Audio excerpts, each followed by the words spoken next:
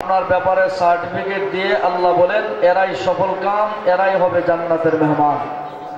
এই চারটার এক নাম্বার হলো ওমাইয়াতিল্লাহ, যারা আল্লাহর বিধিবিধান মানে, যারা আল্লাহর ইতাআত করে, আল্লাহর অনুগত্য করে, আল্লাহর ইবাদত করে, আল্লাহর বিধিবিধান মানে। আল্লাহর বিধিবিধান যারা মানে এরা হলো হাসরের ময়দানে সফল ব্যক্তি। যারা বলেন কারা সফল ব্যক্তি? হ্যাঁ, মাশাআল্লাহ। একটু আপনাদের সাথে একটু কথোপকথন গল্প করি, ঠিক না?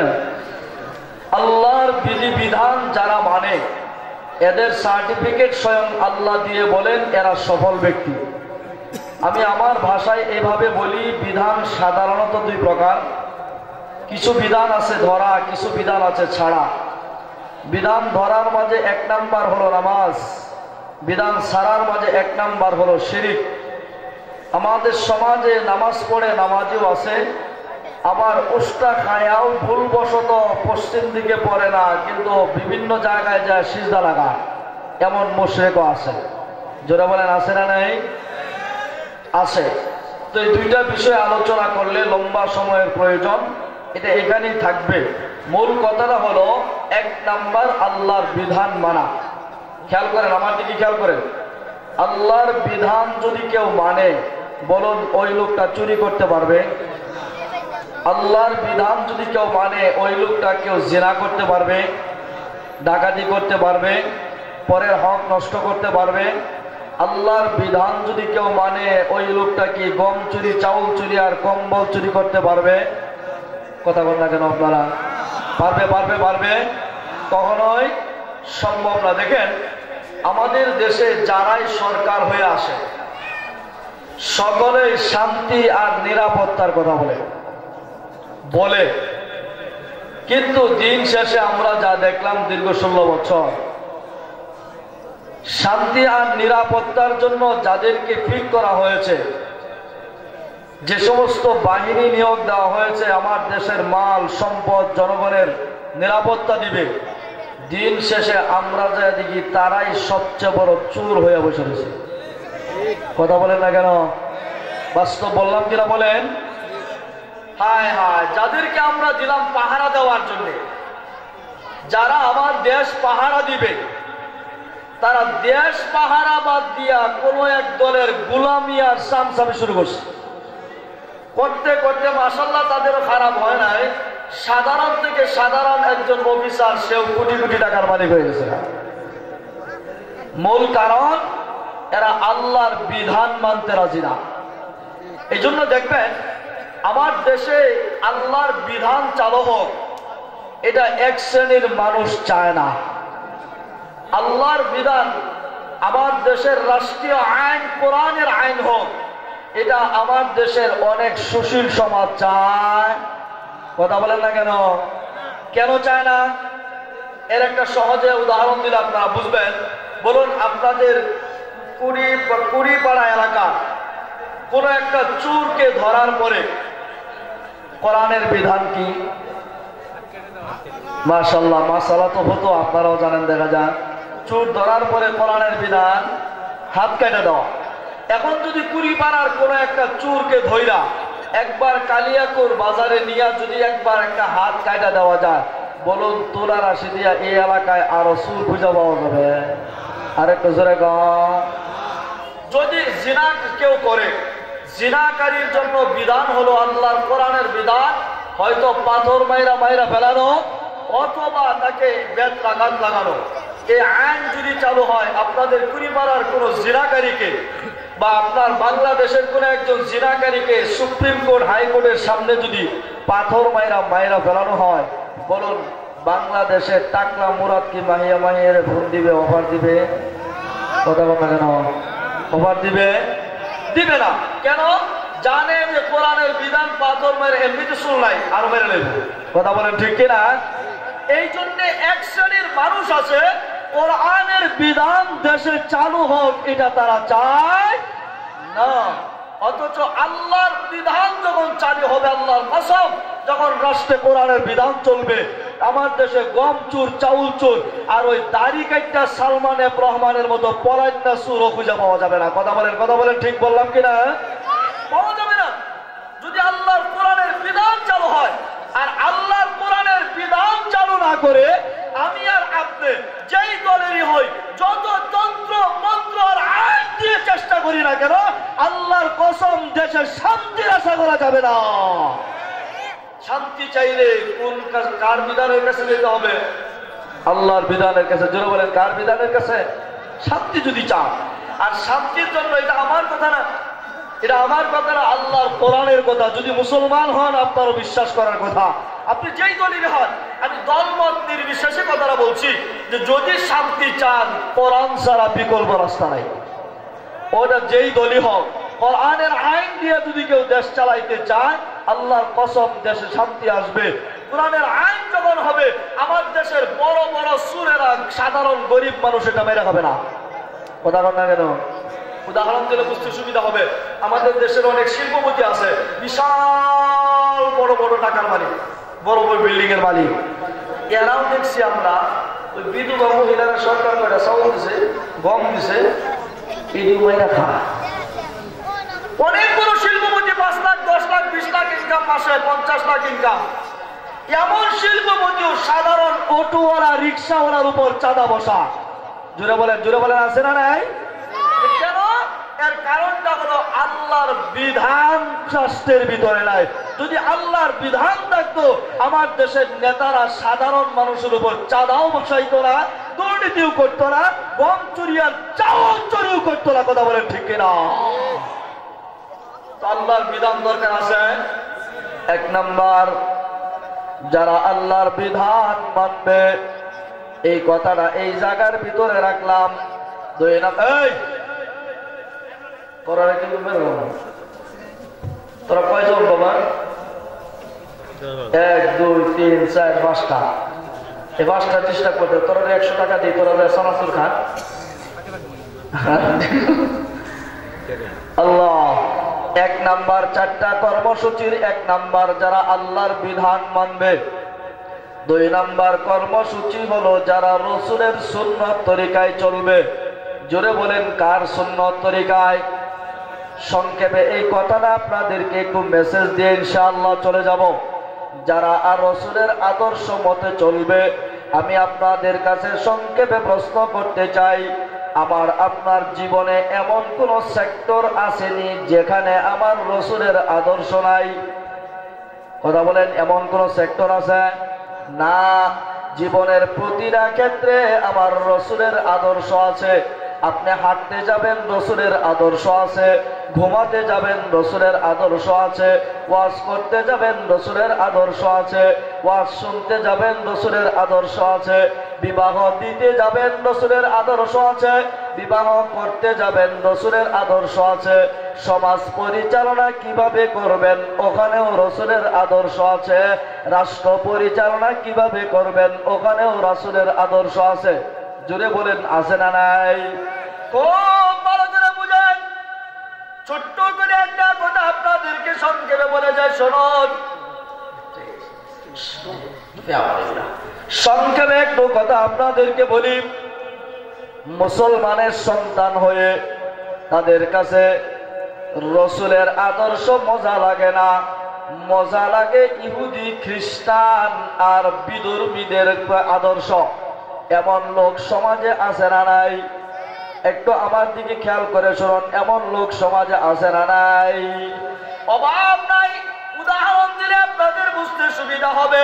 অনেক সময় আমাদের কাছে কিছু ভদ্রলোক আসে আর বলে, হুজুর দোয়া করেন, বিবাহ দিলাম মেয়েটাকে, ভালো দেখে, ছেলেটাও ভালো, কিন্তু সংসারে দিকে অশান্তি শুরু হয়েছে। আমি অনেক সময় কাছে ডাক দিয়ে জিজ্ঞাসা করি, বিবাহটা কিভাবে দিয়েছেন? হুজুর এই। তখন আমি আমার নিজের থেকে জিজ্ঞাসা করি, বিবাহের সময় গায়ে হলুদ দিছিলেন নি? সে মনে করতেছে তার পক্ষেই মনে হইল। হুজুর দিছিলাম তো। আচ্ছা, বিবাহের গায়ে হলুদের মধ্যে অনুষ্ঠান ভালো সাইজ করে করছিলেন? হুজুর করছিলাম। আছে না এরকম? কথা বুঝতেছেন না মনে হয়, সব এলোমেলো মনে হইতেছে। অনেক সময় বলে, তখন আমি কথাটা এইভাবে বলি, বিবাহের ভিতরে গায়ে হলুদ দেওয়া এটা আমার আপনার নবীর আদর্শ না বিধর্মীদের আদর্শ? আরেকটু জবান খুলে বলেন। রাগ করেন না, বোঝার জন্য বলে যান। অনেক বাবা এই জায়গায় উপস্থিত আছে, তাদের উদ্দেশ্য সংক্ষেপে বলে যায়, গায়ে হলুদ দিতে যায় এমন নষ্টামি শুরু হয়। একটার কথা না বললেই নয়, দেখবেন মেয়েকে গায়ে হলুদ দিতে যায় মেয়ের বন্ধু ছেলে বন্ধুরাও আসে। অনেক সময় ছেলে বন্ধুরা একটু হলুদ নিয়ে মেয়ের গলের মধ্যে লাগায়। যেরকম আছেন এরকম।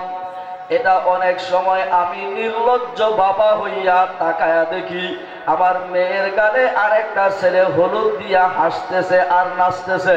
এটা আমি বলবো নির্লজ্জ বাবা ছাড়া কারো দ্বারা সম্ভব হবে না। কথা কোন ঠিক কিনা? ও মুসলমান, ভালো করে বুঝো, গায়ে হলুদ দেওয়া এটা ইসলামের কোন রীতিনীতি না।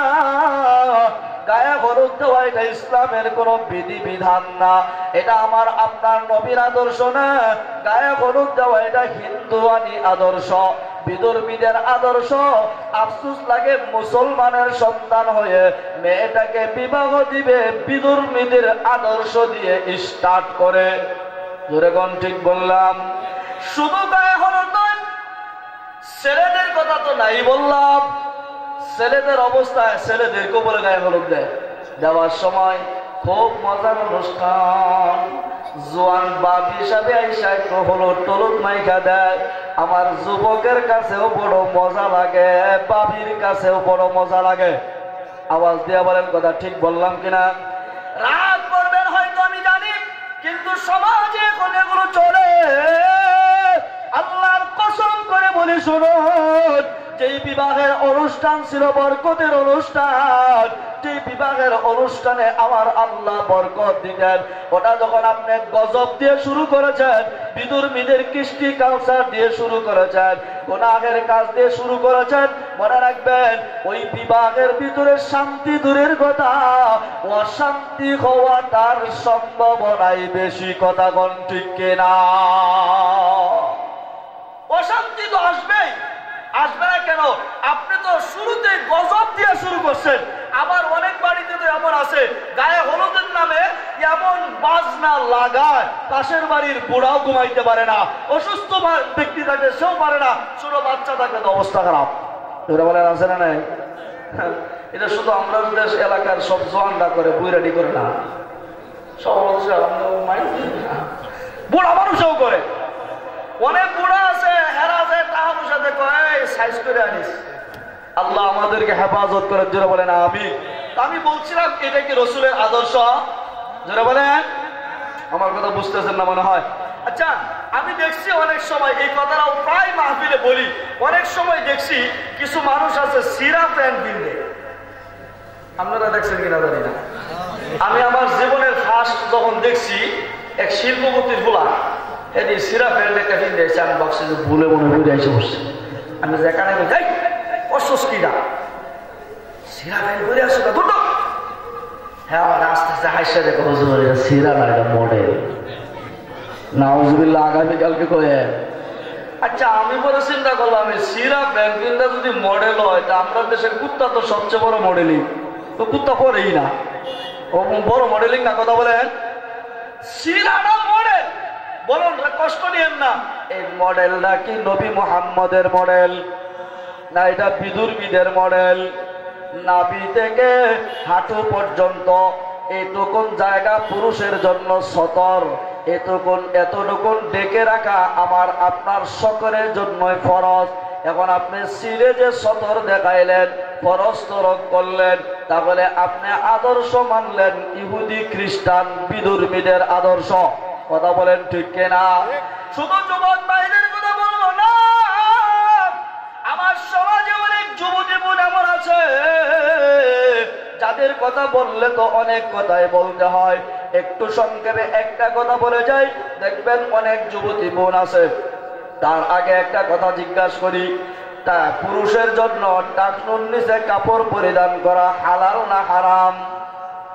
বলেন, টাকনুর নিচে পুরুষের জন্য কাপড় পরা হালাল না হারাম? হারাম। আর মহিলার জন্য কি হারাম না? মহিলার জন্য টাকনুর নিচেও পর্দা আছে, যারা বলেন আছে না নাই? কিন্তু দেশটা হয়ে গেছে উল্টা, আমি আর আপনি উল্টে গিয়েছি। দেখবেন আমার সমাজের অনেক যুবতী বোন আছে যারা একটা পায়জামা পরে, হয়তো আপনাদের অঞ্চলের ভাষায় কি বলে জানি না, আমার অঞ্চলের ভাষায় ওই পায়জামাটাকে বলে প্লাজো। প্লাজো না আছে আছে, আর একটু জোরে কোন আসেনি? ওটা দেখছি মেয়েরা টাকনোর উপরেই পড়ে, মোটামুটি উঠতে উঠতে হাঁটুর কাছাকাছি চলে আসছে। আর কিছুদিন গেলে আমার মনে হয় কোন পর্যন্ত উঠে ওটা আল্লাহই ভালো জানে। কথা কোন ঠিক কিনা? ও বন্ধু যুবক,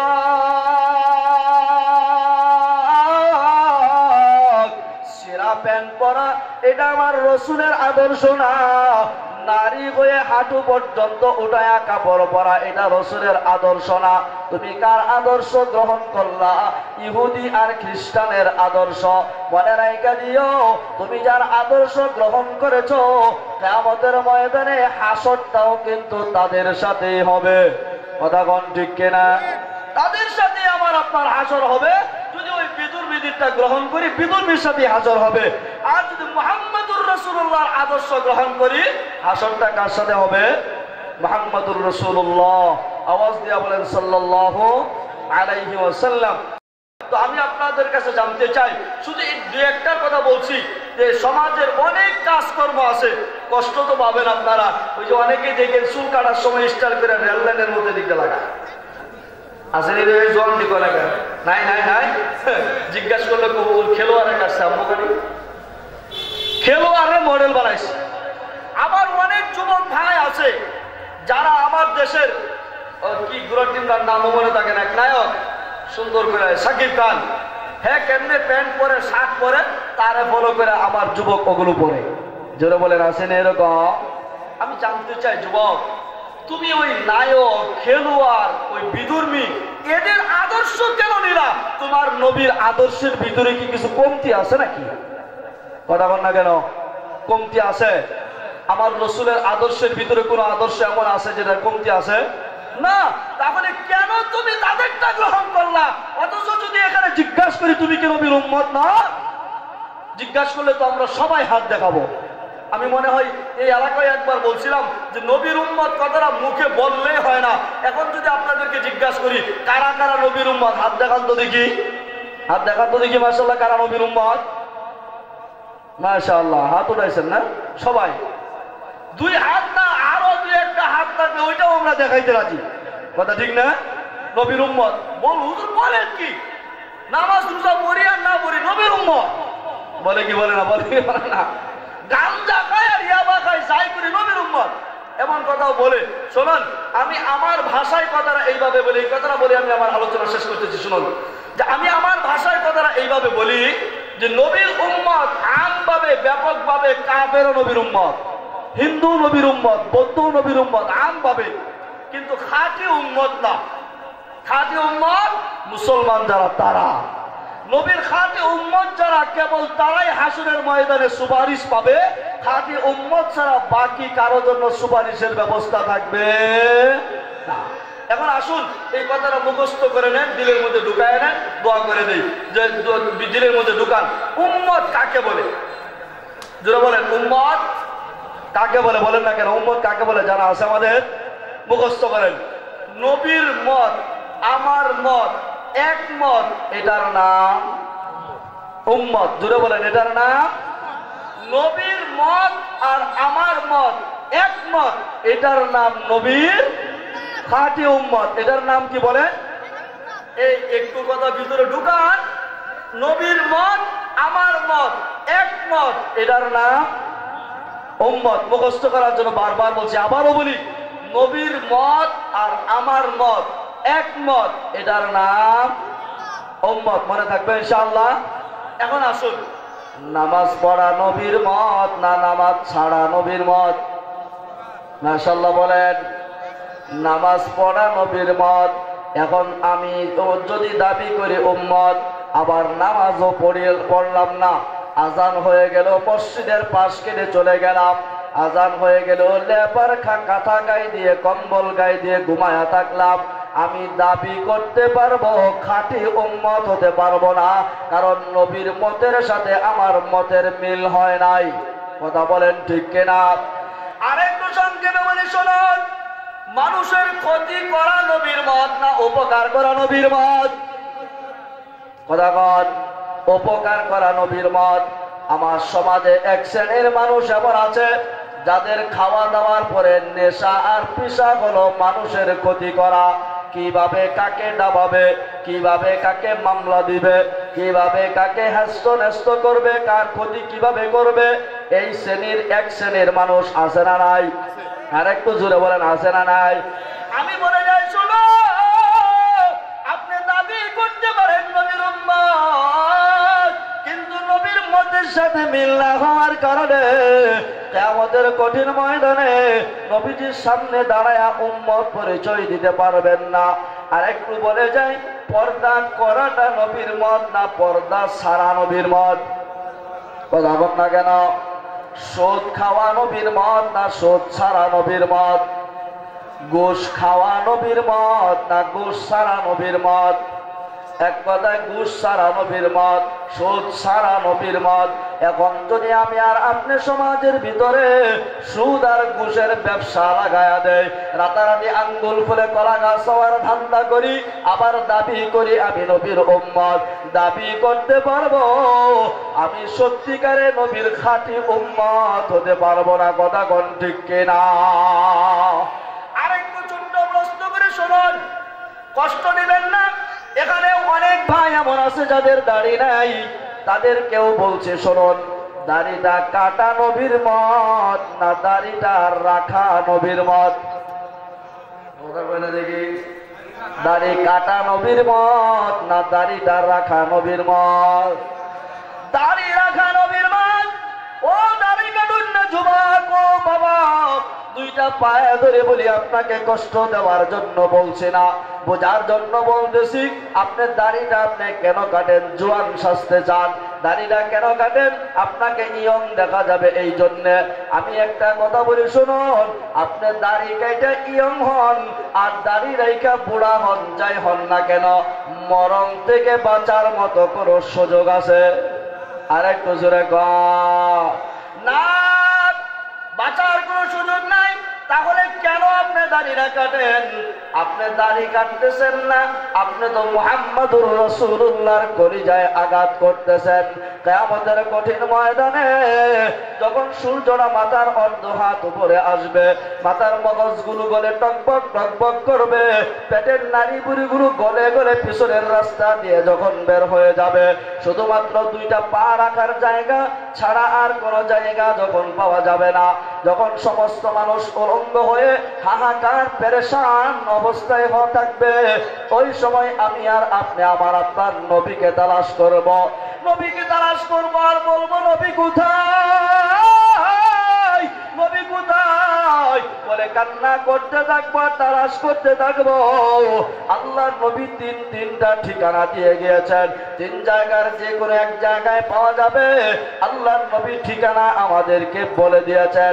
আমি আর আপনার ঠিকানা অনুযায়ী তালাশ করতে করতে নবীজির কাছে যখন হাউজে কাউসারের পানি পান করতে যাব, নবীজিও পানি পান করার জন্য দাঁড়াবেন, পানি পান করার জন্য রেডি হবেন। আল্লাহর পক্ষ থেকে বলা হবে, না না না, এরা যদিও দাবি করতেছে আপনার উম্মত, এরা আসলে আপনার খাঁটি উম্মত না। এরা দাড়ির মধ্যে হাত দিয়েছিল, এরা আপনার আদর্শের মধ্যে হাত দিয়েছিল, এরা বিদুর্মীদের আদর্শ গ্রহণ করেছিল, এদের কাজকর্ম চলাফেরা ছিল বিদুর্মীদের মতো, সুতরাং এরা আপনার খাঁটি উম্মত না। আল্লাহর নবী বলবেন, সুহকান সুহকান সুহকান, দূর হ দূর হ, আমি নবীর হাউজে কাউসারের পানি খাওয়ার সুযোগ তোর নাই, দূরে যা। আমি জানতে চাই রে কালিয়াকুরের মুসলমান, কুড়িপাড়ার মুসলমান, আমি আপনাদের কাছে জানতে চাই গো, আল্লাহর নবী যদি আমাকে আপনাকে দূরে সরাইয়া দেয়, বলুন আমার আপনার পক্ষে সুপারিশ করার কেউ আছেনি? আর একটু জোরে বলেন, কেউ আসেনি? কাউকে খুঁজে পাওয়া যাবে? না, দুনিয়ার সামান্য বিপদে পড়লেই তো কাউকে খুঁজে পাওয়া যায় না। আর হাসরের ময়দানের বিপদ সাধারণ বিপদ না, ওটা তো কঠিন বিপদ হবে। ওই মুহূর্তে নবী মুহাম্মদ যদি সুপারিশ না করে আর কাউকে খুঁজে পাওয়া যাবে? আর একটু জোরে, একটু সময় যদি দেন আপনাদেরকে সংক্ষেপে আর এক দুইটা কথা শোনাই। আমি অনেক সময় এই কথাটাও বলি, বাংলাদেশের ভিতরে সম্ভবত 94 অথবা 96 একটা সিডর হয়েছিল, পত্রিকায় একটা সংবাদ এসেছিল, সংক্ষেপে আপনাদেরকে শোনায়। একজন বড় মানুষ নদীর পাশে বসে চোখের পানি ছেড়ে কাঁদে, বিলের পাশে বসে কান্না করে। কিছু ছোট ছোট বাচ্চারা যায় ডাক দিয়া, চাচা কাঁদেন কেন? দাদা কাঁদো কেন? কি হয়েছে? বাবা তোমরা বুঝবা না কেন কান্না করি? বাচ্চারা যখন চাপায় ধরছে, না বলে উপায় নাই, সর্বশেষ বলে, বাবা শোনো, এই জায়গায় বন্যার আগে, সিডরের আগে এই জায়গায় বসা ছিলাম, আর যখন সিডরের পানি আসতেছে ভয়ে আমি নিজে লাফ দিয়েছিলাম। আমাকে দেখে আমার সন্তান আমার পিছনে লাফ দিয়েছে, আমাকে জড়ায়া ধরেছে। বাবা আর সন্তান পানিতে হাবুডুবু খাইতেছে। এক পর্যায়ে যখন দেখলাম আমার অবস্থা এমন হয়েছে যে আমি ডুবে যাব, মারা যাব, তখন আমি জন্মদাতা বাবা হয়ে আমার সন্তানটাকে আস্তে আস্তে সরানোর চেষ্টা করি। কিন্তু বাবা শোনা, যতই সরানোর চেষ্টা করি আমার সন্তান আমাকে আরো জোরে জড়ায়া ধরে। সর্বশেষ যখন আর পারছি না, ডুবে যাব, পানির গুড় পাকের ভিতর যখন পড়ে গিয়েছি, নিজের জান বাঁচানোর উপায় নাই, তখন জন্মদাতা বাবা হইয়া আমার সন্তানের হাতের কবজিতে কামড় লাগাইছি। কবজিতে কামড় যখন লাগাইলাম তখন দুইটা দাঁত যখন গোশত ছিদ্র হয়ে গেছে, আমার সন্তান চিৎকার করতেছে, আব্বা আমাকে কামড় দিও না, ব্যথা লাগে, এইভাবে আমাকে কষ্ট দিও না। আমার সন্তান কান্না করে আর আব্বা বলে ডাকে। আমি বাবার মায়াও লাগে নাই, এত জোরে কামড় দিয়েছি আমার সন্তানের হাড্ডি ছিদ্র হয়ে আমার দাঁতগুলো যখন ঢুকে গিয়েছে, সন্তান একটা চিৎকার মেরেছে, আব্বা আর সহ্য করতে পারি না। এইভাবে চিৎকার শুরু যখন করেছে, চিৎকার করতে করতে আমাকে ছেড়ে চলে গিয়েছে। এই যে আজও গেল কালও গেল, আর তো সন্তান আসে না। অপেক্ষায় আছি আমার সন্তান নিয়ে ফিরে আসবে। আমি আপনাদেরকে বুঝাইতে চাইলাম, এতটুকু দুনিয়ার জমিনে সামান্য একটু বিপদের কারণে জন্মদাতা বাবা যদি কামড় দিয়ে হাড্ডির ভিতরে দাগ ঢুকায় দেয়, জন্মদাতা বাবা যদি আমাকে ছেড়ে দিতে পারে, ও বন্ধু কিয়ামতের ময়দানে দুনিয়ার সাধারণ বিপদের মতো বিপদ না, এটা অনেক ভয়ঙ্কর, অনেক কঠিন বিপদ হবে। এখন আর বলতে পারবো না, বলার সুযোগ নাই। তবে ওই বিপদের সময় আমার আপনার নবী যদি সুপারিশ না করে, আল্লাহর কসম জাহান্নামের আগুন ছাড়া কোনো উপায় হবে না। কথা কোন ঠিক কিনা? কোনো উপায় হবে না। সহজ কথা, নবীর মতের সাথে মত মিললে নবীর উম্মত, না মিললে কথা বল না কেন? একটু সংক্ষেপে, কষ্ট হইতেছে বেশি না, আর অল্প কয়েক মিনিট। আল্লাহ, নবীর মতের সাথে মত মিললে উম্মত, না মিললে দাবি করলেও উম্মত হওয়া যায়। নবীর মতের সাথে যদি মত না মিলে, আপনি যদি বিশ্ব আশিক রাসূলের সাইনবোর্ড লাগান, আপনি নবীর খাঁটি উম্মত না। আর নবীর মতের সাথে যদি আপনার মতের মিল হয়, সাইনবোর্ড লাগবে না, বড় হুজুর হওয়া লাগবে না, বক্তা হওয়া লাগবে না, অটোমেটিক আপনি নবীর খাঁটি উম্মত হয়ে যাবেন। কথা বলেন ঠিক কিনা? খুব সংক্ষেপে শুনুন, একেবারে ছোট করে শর্ট করে ছোট্ট একটা কথা শোনা যায়। আল্লাহর নবী একদিন যুদ্ধের ঘোষণা করেছেন। হযরত বেলাল হাবশী রাদিয়াল্লাহু তাআলা আনহু মদিনার অলিতে গলিতে ঘুরে আর বলে, হাইয়া আলাল জিহাদ, হাইয়া আলাল জিহাদ, তোমরা কে কোথায় আছো, তাড়াতাড়ি বের হয়ে আসো, নবীজি যুদ্ধের ময়দানের জন্য প্রস্তুতি নিয়েছে। বেলাল ডাকতেছে আর যুদ্ধের ময়দানের ডাক ডাকতেছে। বেলালের এই ডাকটা যায় একজন ঘুমন্ত মহিলার কানের মধ্যে যায় ঢুকছে। ঘুমায় আছে, মহিলার কানে আওয়াজ ঢুকছে, নবী যুদ্ধের প্রস্তুতি নিচ্ছে, বেলাল ডাকতেছে। মহিলার ঘুম ভেঙে গিয়েছে, জাগ্রত হয়ে কান্না করে চোখের পানি ছেড়ে কাঁদে আর আফসোস করে আর বলে, আল্লাহ, তোমার নবী যুদ্ধের ময়দানে যায়, তাকে সহযোগিতা করা, তাকে সাহায্য করা এটা আমাদের দায়িত্ব, তার মতের সাথে মত মিলানো এটা আমাদের দায়িত্ব। কিন্তু আমার যে স্বামী শাহাদত বরণ করেছে বদরের ময়দানে, স্বামীকে পাঠাইতে পারবো না। আমার যে বড় কোনো সন্তান নাই, সন্তানকেও পাঠাইতে পারবো না। আমি মহিলা, আমাকে তো যুদ্ধে নেবেই না। আফসোস করে আর কান্না করে এক পর্যায়ে মহিলার পাশেই শোয়া ছিল ওনার ছোট্ট একটা বাচ্চা। ইতিহাসের কিতাবে লিখে মাত্র বয়স হলো 6.5 বছর। অনেক বড় না ছোট? কথা কন্যা দেখি আপনারা বুঝেন না মনে হয়। 6.5 বছরের বাচ্চা বড় না ছোট? একেবারেই ছোট। মহিলা চোখের পানি ছেড়ে কাঁদেন। হঠাৎ একটা ফুটা বাচ্চার শরীরে যখন পড়েছে, বাচ্চার ঘুমটাও ভেঙে গিয়েছে। বাচ্চাটা জাগ্রত হয়ে তাকায় দেখে মা কান্দে। মা গো, কেন কাঁদেন, কি হয়েছে? বাবা, তুমি বুঝবা না, ঘুমায় থাকো। বলেন না মা, কি হয়েছে? বাবা, তোমার আমার নবী যুদ্ধের ময়দানের জন্য ডাকে, যুদ্ধের প্রস্তুতি নিয়েছে, নবীকে সহযোগিতা করে নবীর মতের সাথে মত মেলানো আমাদের দায়িত্ব, কর্তব্য। কিন্তু তোমার আব্বা যে বদর যুদ্ধে শহীদ হয়ে গেছে, তোমার আব্বাকে পাঠানোর সুযোগ নাই, তোমার বড় ভাই নাই, পাঠাইতে পারবো না। আমাকে তো নিবে না, আমি তো যাইতে পারবো না। কি দিয়ে সহযোগিতা করব? নবীর মতের সাথে মত কিভাবে মিলাবো? এই জন্য কাঁদতেছি। যেমন মা তেমন সন্তান। ছোট্ট বাচ্চারা ডাক দিয়ে বলে, মা গো,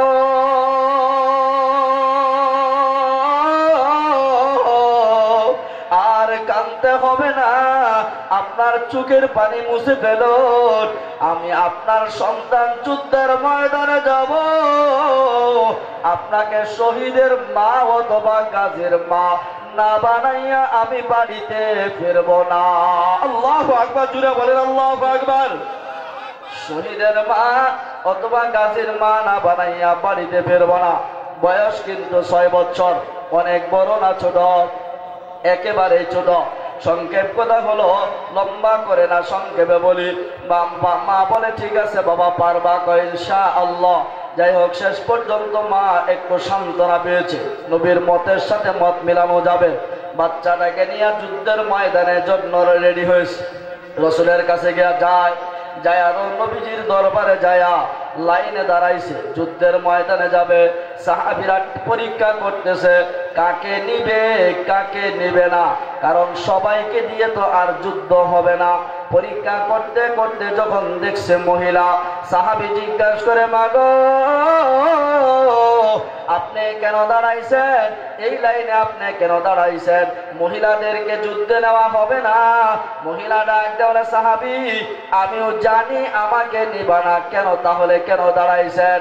ও নবীর সাহাবী, শোন, ও আমার স্বামী বদরে শাহাদাত বরণ করেছে, স্বামীকেও বানাইতে পারবো না, আমাকেও নিবা না। নবীর মতের সাথে মত কি দিয়া মিলাবো, কি দিয়ে সাহায্য করব? এই জন্য আমার এই বাচ্চাটাকে নিয়ে আসছি। ছোট্ট বাচ্চা। বলুন, মা কি জানে না এই বাচ্চা যুদ্ধে গেলে ফিরে আসতে পারবে না? এটা মার জানা নাই? কথা বলেন না কেন? জানা নাই? নাকি বাচ্চার প্রতি মার মহাব্বত নাই? 100% আছে। কিন্তু নবীর মহাব্বতের চাইতে বাচ্চার মহাব্বতটা মানুষ হিসাবে আমার অন্তরে কম আছে। কথা বলেন ঠিক কিনা? সংক্ষেপ কথা হলো, বাচ্চার কথা যখন বলেছে, সাহাবী বলে বাচ্চাকে দিয়ে কি করব, যুদ্ধে নেওয়া যাবে না। মহিলা অসহায়ের মতো ফিরে আসতে চায়, আবার বলে দেখি নবীর কাছে একটু বলে দেখি। আল্লাহর নবীর চেহারা মুবারকের দিকে তাকায়া ডাক দিয়ে বলে, পয়গম্বর,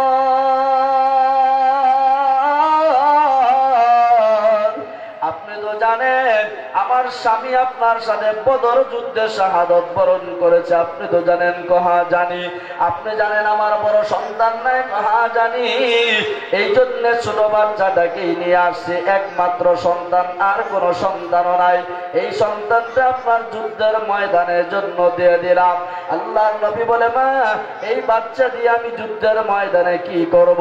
বাচ্চা তো তরবারিও চালাইতে পারবে না, শত্রু ফিরাইতে পারবে না, এই বাচ্চাকে দিয়ে কোনো লাভ হবে না, নিয়ে যাও, বড় হইলে আমার প্রয়োজন হলে আবার ডাকবো। মহিলা বাচ্চার হাতটা ধরে কাঁদে আর বলে, বাবা চলো। আল্লাহর নবী যদি না নেয় তাহলে তো যাওয়ার কোনো সুযোগ নাই। এমনি 6 বছরের ছোট্ট বাচ্চা বলে, মা অনুমতি দাও, নবী মুহাম্মদের সাথে দুই একটা কথা বলতে চাই। কি বলবা বাবা? সাবধান, বেয়াদবি যেন না হয়। মা বেয়াদবি করব না। আল্লাহর নবীর চেহারা মুবারকের দিকে তাকায়া ছোট্ট বাচ্চারা বলে, ইয়া রাসূলুল্লাহ, আমি দেখেছি আমার আম্মা যখন রুটি বানায়, রুটি বানানোর সময় চুলার ভিতরে যখন আগুন জ্বালায়, তখন বড় লাকড়ি না, ছোট ছোট লাকড়ি দিয়ে আগে আগুনটা জ্বালায়। কথা ঠিক কিনা? চুলা ধরানোর সময় আগে ছোট লাকড়ি দেয় না বড় লাকড়ি দেয়? এ কথা বুঝেন না মনে হয়। ছোট লাকড়ি দিয়ে আগুন ধরায় না বড় লাকড়ি দিয়া ধরায়? ছোট লাকড়ি দিয়া। ছোট্ট বাচ্চা বলে, ইয়া রাসূলুল্লাহ, মা ছোট লাকড়ি দিয়ে আগুন ধরায়, এরপরে বড় বড় লাকড়ি গুলো দেয়। ওগো পয়গম্বর, ছোট মানুষ বলে যুদ্ধে নিবেন না আমাকে, আমি ছোট মানুষটাকে দিয়ে যুদ্ধের ময়দানের আগুনটা ধরাইয়া দিবেন, এরপরে আপনার বড় বড় সাহাবীদেরকে দিবেন। আওয়াজ দিয়ে বলেন আল্লাহু আকবার, আর একটু জবান খুলে বলেন আল্লাহু আকবার।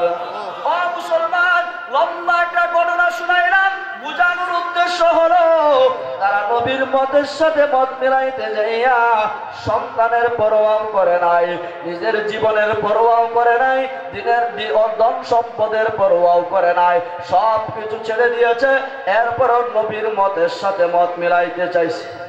কথা বলেন ঠিক বললাম কিনা? তো তারা যদি মিলাইতে পারে, আর মিলানোর কারণেই তো তারা খাঁটি উম্মত হয়েছে। কথা বল, আমরাও যদি খাঁটি উম্মত হতে চাই তাহলে নবীর মতের সাথে মত মিলাইয়াই খাঁটি উম্মত হতে হবে। বিকল্প কোনো রাস্তা যারা বলেন আছে নাই? আমি বলছিলাম কর্মসূচি 4টা, মনে আছে আপনাদের? 1 নাম্বার আল্লাহর বিধান যারা মানবে, 2 নাম্বার রাসূলের আদর্শ মতো যারা চলবে। এখানেও বাঙ্গাসুরা কিছু কথা বলছি এলোমেলো অবস্থায়।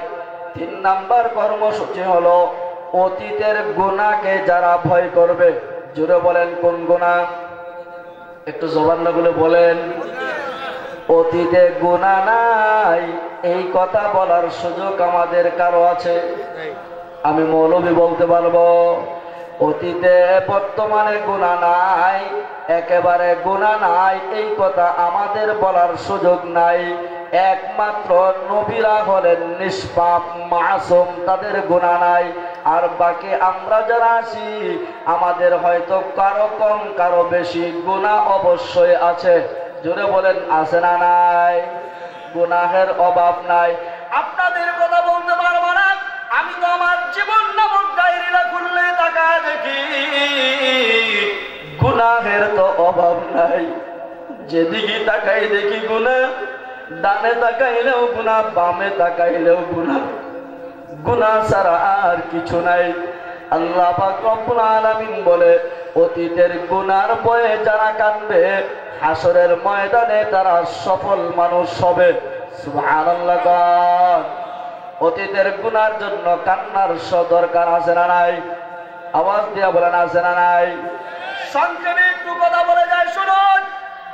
আজ থেকে 20-30 বছর পিছনে আসলেই দেখবেন মুরব্বীরা সারাদিন হাল চাষ করে অথবা ক্ষেত খামারে কাজ করে সন্ধ্যার সময় হাত মুখ ধুয়ে ওযু করে গোসল করে পরিষ্কার হয়ে নামাজ পড়ে খানা খাইতো।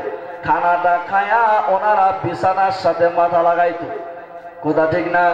বিছানার সাথে মাথা লাগাইয়া হয়তো হাতে তসবিহ নিত, না হয় কবরের বয়ে জাহান্নামের আগুনের বয়ে কান্ত আর গান গাইতো। গুনার বোঝা মাথায় নিয়া কান্দেছি,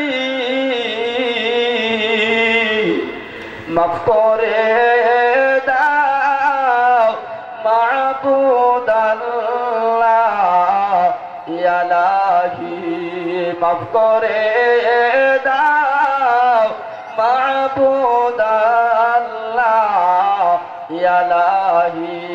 এই জাতের গান গাইতো, কবরের বয়ে গান গাইতো। কথা কোন ঠিক কিনা? কিন্তু কষ্ট নিবেন বললেন মাত্র 20 বছর পরে বর্তমান সময়ে মুরব্বী বাবাদের অবস্থাটা কি হয়েছে? আমার মুরব্বী বাবারা সারাদিন যায় কিছু করে না কেন, সন্ধ্যার পরে কিছু আড্ডা সাড্ডা দিয়া রাত্রে যখন ঘুমাইতে যাবে 80 বছরের বুড়াও রিমোট হাতে নিয়ে ঘুমায়। জোরে কোন আছে না নাই? ঘুমাইতে যাবে বুড়াও রিমোটটা হাতে নিছে, হাতে নিয়ে চ্যানেল দেখতে দেখতে ঘুমায়। এমন বুড়া দুনিয়াতে আছে না নাই? জোরে বলেন। এই বুড়াদের কথা বললাম, রিমোট হাতে নেন। আর আমার যুবক বন্ধুরা, তারা তো রিমোটের প্রয়োজন হয় না। ওনারা শোয়ার সময় দরজা লাগায়া আব্বা আম্মাকে বোঝায় পড়াশোনা করতেছে লাইট জ্বালানো, কিন্তু আসলে ল্যাপটা গায়ে দিয়া মোবাইল হাতে নিয়ে সেটিং শুরু করে দেয়। দেখে কার জামাই বিদেশ গেছে। কথা বনাগা বাস্তব বললাম না অবাস্তব? সেটিং আর ফেটিং শুরু করে। ওই মোবাইল গুদাইতে গুদাইতে অনেকে আছে কানের মধ্যে এয়ারফোন দিছে, গান শুনতে শুনতে ঘুমা গেছে। ছোট্ট করে একটা কথা বলে যায় শুনুন। আপনি রিমোট নিয়ে ঘুমান আর ফেসবুক চালায়া গান শুনে ঘুমান। আমি সংক্ষেপে একটা কথা বলি শোনো। আল্লাহ না করুন এই অবস্থায় যদি আজরাইল আসে, এই অবস্থায় যদি তোমার জানটা কবজ হয়, আল্লাহর নবীর হাদিস প্রমাণ করে যে যে অবস্থায় মরবে আল্লাহর দরবারে ওই অবস্থায় দাঁড়াবে। ও বুড়া বাবা, আপনি যে রিমোট দিয়ে টিভি দেখতে দেখতে ঘুমাইলেন, এই অবস্থায় যদি মরণ হয় আল্লাহর কাছে টিভি দেখতে দেখতে দাঁড়াতে হবে। ও কলিজার টুকরা যুবক, আব্বা টাকা দিয়েছে স্কুল কলেজে মাদ্রাসায় পড়াশোনার জন্য, ওই টাকা দিয়ে এমবি কিনে মোবাইলের মধ্যে ঢুকাইয়া গান শুনতে শুনতে ঘুমাইলা। এই অবস্থায় যদি মরণ হয় কিয়ামতের ময়দানে গান শুনতে শুনতে দাঁড়াতে হবে। আপনারা জ্ঞানী মানুষ, ভালো মানুষ, একটু জানতে চাই, গান শুনতে শুনতে অথবা টিভি দেখতে দেখতে আল্লাহর কাছে দাঁড়াইলে বিনা হিসাবে জান্নাত পাওয়া যাবে? কথা কন নাকি সুজা ডাইরেক্ট জাহান্নাম? কথা কন ঠিক কিনা? এই জন্য আমার ভাইরা ঘুমানোর সময় টিভির রিমোট না নিয়ে, ঘুমানোর সময় ফেসবুক নামক গজব না নিয়ে, সম্ভব হলে একটা তসবিহ হাতে নিয়ে, সম্ভব যদি না হয় তসবির দরকার নাই, ঘুমানোর সময় দোয়া পড়েন আল্লাহুম্মা বিসমিকা আমুতু ওয়া আহইয়া। দোয়া না পড়ে ডান কাত হয়ে দোয়াটা পড়ে আপনি জিকির করতে করতে ঘুমায়া যান, অথবা সূরা ইখলাস ফালাক নাস পড়তে পড়তে ঘুমায়া যান। একটু কথা বলে যায়, ঘুমানোর সময় আপনি পড়তে থাকেন লা ইলাহা ইল্লাল্লাহ, লা ইলাহা ইল্লাল্লাহ, লা ইলাহা ইল্লাল্লাহ। এই লা ইলাহা ইল্লাল্লাহর জিকির করতে করতে আপনি ঘুমায়া যান। একটু কথা বলি মনে রাখেন, একটা বার যদি আপনি বিশ্বাসের সাথে লা ইলাহা ইল্লাল্লাহ পড়েন, আমার রাসূলের হাদিস প্রমাণ করে আমার আল্লাহ আমার আপনার আমলনামা থেকে 4000 গুনাহ মাফ করে দিবেন। আর জোরে গড, আহা, কয় মিনিট ফেসবুক চালাইলে 4টা গুনাহ মাফ হবে? মাফ হওয়ার সম্ভাবনা আছে। ঘুমানোর সময় ঘুমাইতে গেছেন, আপনি লা ইলাহা ইল্লাল্লাহ পড়তে পড়তে ঘুমায় গেলেন, যদি আপনি 20 বার পড়েন, এরপরে যদি আপনার ঘুম হয়, তাহলে 4000 20 দিয়া গুণ দেন, 80,000 হবে। তার মানে 20 বার পরে যদি আপনি ঘুমাইতে পারেন, আপনার আমল নামা থেকে 80,000 গুনাহ মাফ করে দিবেন আমার আল্লাহ। 20 বার পড়লে, বেশি পড়লে তো আরো আছে, কথা কোন ঠিক কিনা? এতটুকু শুধু তাই না, আপনি লা ইলাহা ইল্লাল্লাহ জিকির করতে করতে ঘুমাইলেন, আমার বিশ্বাস হয় মরণটা যদি হয় ঈমানের হালতে মরণ হবে।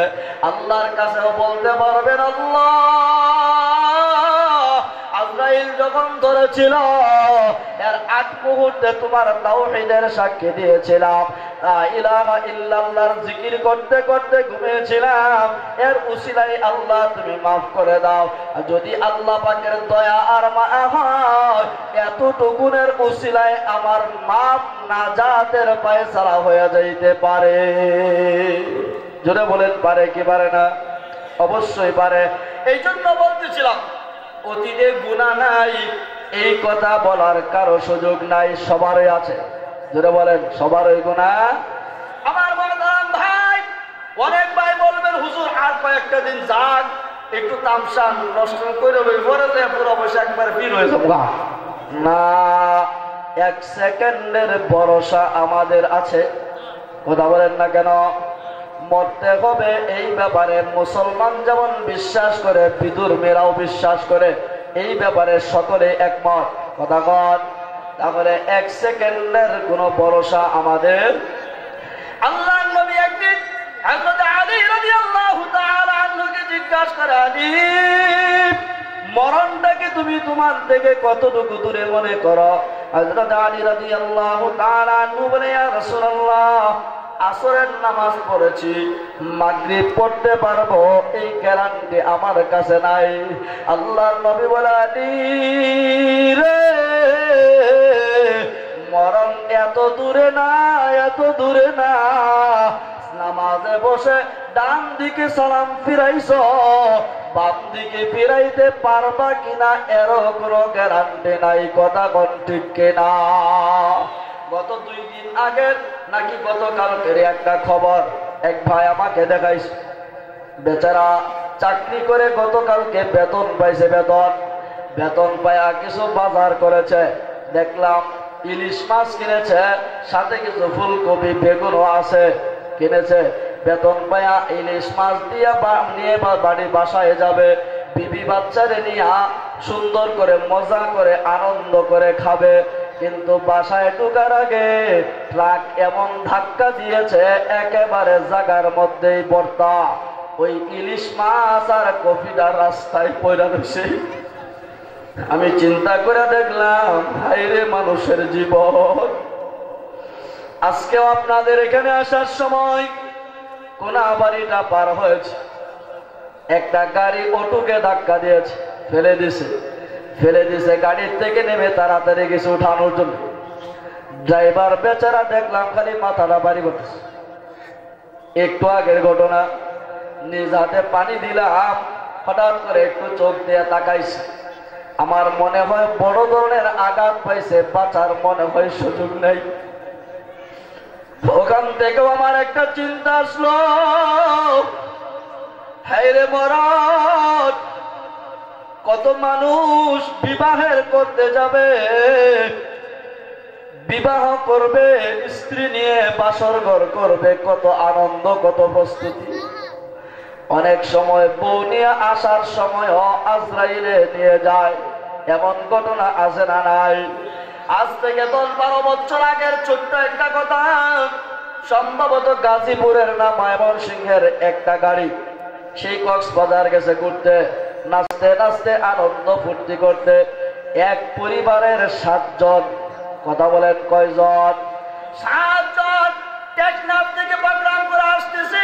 হঠাৎ করে গাড়ির সামনে রাস্তায় দেখি বেশ কয়েকটা লাশ শোয়া রাখছে।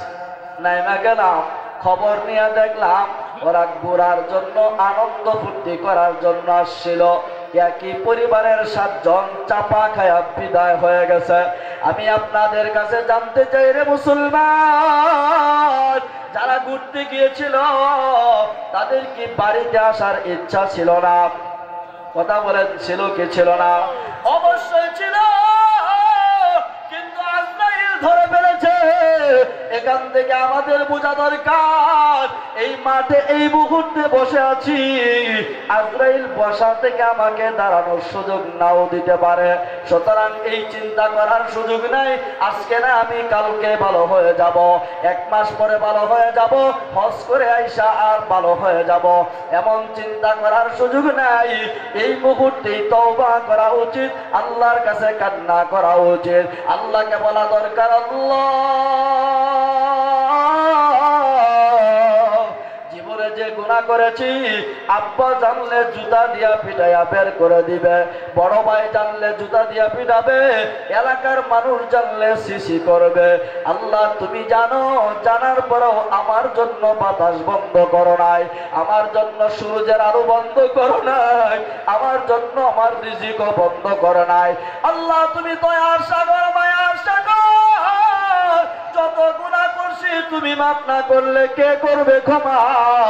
এইভাবে আল্লাহর কাছে অতীতের গুনাহের জন্য তওবা করা। চোখের পানিটা যদি ছাড়তে পারেন, আল্লাহর নবী বলেন তোর চোখের পানিটা নাকের ডগায় আসার আগে আমার আল্লাহ তার তওবা কবুল করে রহমতের কোলে উঠাইয়া নিবে। অতীতে গুনাহ নাই এই কথা আমরা কেউ বলতে পারবো? তার কর্মসূচি কয়টা বলছিলাম? 4টা। 1 নাম্বার আল্লাহর বিধান মানা, 2 নাম্বার রাসূলের সুন্নাত তরিকায় চলা, 3 নাম্বার অতীতের গুনাহকে ভয় করা। মনে থাকবে তো ইনশাআল্লাহ?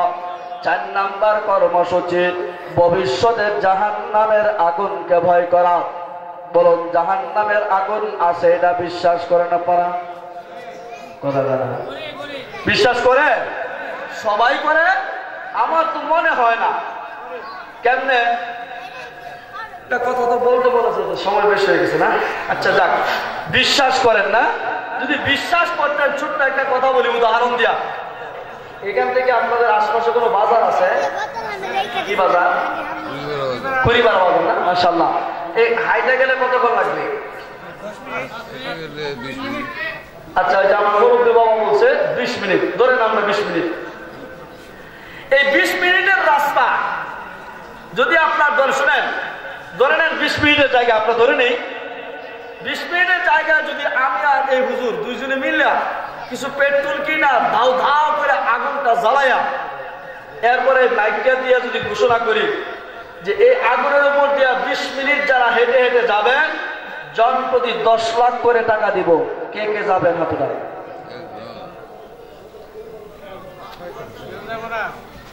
বিশ্বাস করতে হবে না হুজুর, আমি এত টাকা কই হবে, দরকার আমি 2 হুজুরে কিডনি বেচে দেবো, দাওয়ার সামনে দিব, কে কে যাবেন হাতুটা? টাকা কম হয়ে গেছে না? আচ্ছা 20 লাখ করে দেবেন, যাবেন 20 মিনিট যাবেন মাত্র। কি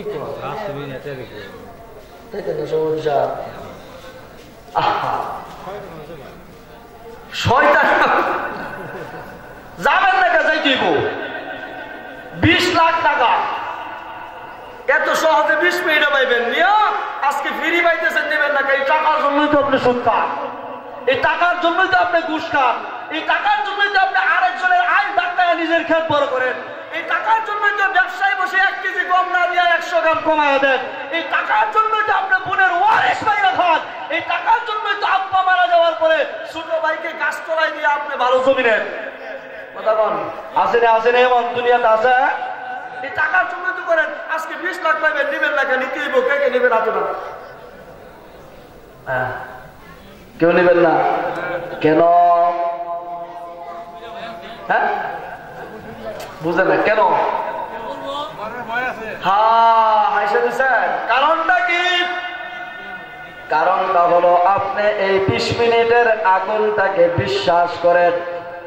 আপনি জানেন এই আগুনের উপর দিয়া 20 মিনিট হাইটা গেলে ওই 20 লক্ষ টাকা পকেটে ঢুকার আগে আপনি নিজেই কাফনের পকেটে ঢুকে যাবেন। কথা কোন ঠিক কিনা? এটা আপনার বিশ্বাস। 20 মিনিট হাইটা গেলে আপনার লাশ থাকবে না, পুড়ে ছাই হয়ে যাবে। এই জন্য আপনাকে 20 লক্ষ না 20 কোটি টাকাও যদি দেওয়া হয়, আপনি 20 মিনিটের আগুনে যাইতে রাজি না। আগুনটাকে আপনি বিশ্বাস করেন বলে। কথা কোন ঠিক কিনা? এখন আপনারা বলেন, দুনিয়ার আগুনের চাইতে জাহান্নামের আগুনটা কিছুটা নরমাল? কিছু নরমাল, কিছুটা নরমাল। আমার কথা না, আল্লাহ বলে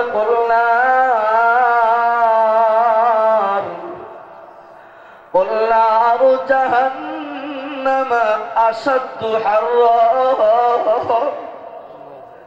আশাদ্দু হাররা আশাদ্দু হাররা।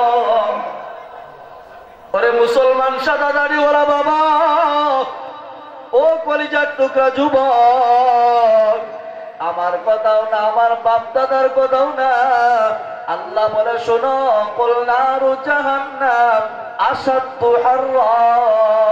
দুনিয়ার আগুনের চাইতে কোটি কোটি কোটি গুণ বেশি গরম হবে জাহান্নামের আগুনের গরম। বলুন আল্লাহর কথাটা সত্য না মিথ্যা? আর একটু জোরে বলেন।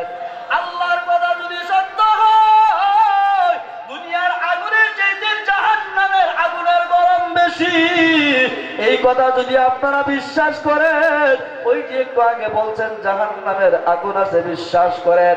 সত্যিকারে যদি বিশ্বাস করতেন, তাহলে 20 মিনিটের আগুনটাকে বিশ্বাস করার কারণে 20 লক্ষ দিলেও যাইতে রাজি না। ওই জাহান্নামের আগুন কি 20 মিনিটের জন্য বরাদ্দ? কথাগণ, এটার শুরু আছে, শেষ নাই। যদি আপনি সত্যিকারে বিশ্বাস করতেন, আল্লাহর কসম, 20 কোটি আর 20 লক্ষ টাকা কেন, গোটা দুনিয়া দিলেও ওই আগুনে আপনি যাইতে রাজি হইতেন? রাজি হইতেন?